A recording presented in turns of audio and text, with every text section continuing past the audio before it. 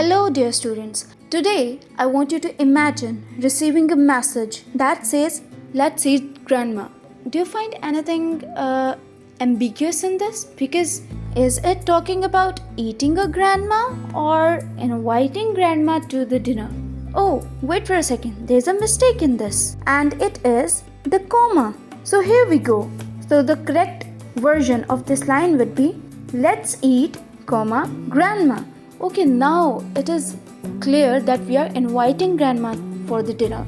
Not we are talking about eating a grandma, because that would be horrible.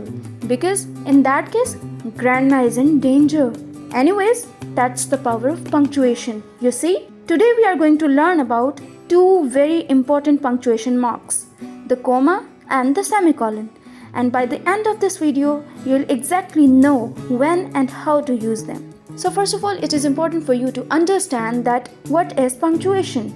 Punctuation marks are the symbols that help us organize our writing and make our meaning clear. They tell readers where to pause, stop, or connect ideas. So for now, we will focus on two punctuation marks, which are comma and the semicolon. Let's begin with comma. A comma is a short pause in a sentence. Think of it as a yellow traffic light. It tells you to slow down, but not to stop completely. So there are some uses of comma. Where do we use them? First of all, to tell about the items in a list.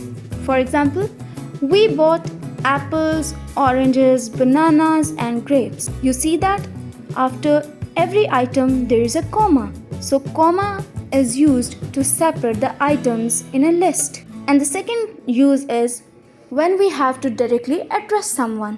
For example, Ali, please close the door. You see here that we added comma after Ali, and it indicates that we are directly speaking to Ali. So when we have to address someone directly, we use comma after their name. Another use of comma is to separate the introductory words with the rest of the sentence. For example, after dinner, we watched a movie. Do you see there that we added comma after dinner? This comma separates the introductory phrase from the main sentence. As we discussed earlier, let's eat grandma. Without the comma, the meaning changes completely. Now let's move on towards semicolon. Many students find the semicolon difficult, but it's actually very simple. A semicolon is stronger than a comma, but weaker than a full stop. So there are some uses of semicolon as well. The first one is to join two closely related sentences. For example, I was tired, I went to bed. Do you see here that we added semicolon after I was tired because the next sentence is closely related to the first one. Another example is she studied hard, she passed the exam. So we added semicolon after she studied hard because both sentences are closely related to each other. Adding a semicolon does not mean that both sentences are dependent on each other, but they can stand alone as complete sentences. But semicolon shows that they are closely connected in meaning. Another use of semicolon is to separate items in a complex list, which means that when the items in a list already contain commas, semicolon help avoid confusion. For example, the participants came from Lahore, Pakistan, Delhi, India, London, England, and Dubai, UAE. Do you see here? If we do not add semicolon after countries, then it would be confusing.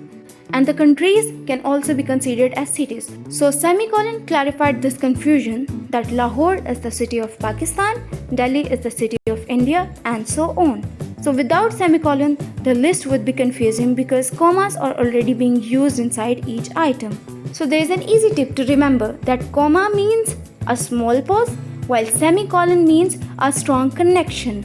And never forget that let's eat grandma in this. Comma actually saved a life. Thank you for watching and listening. If you have any question, feel free to ask in the comment section.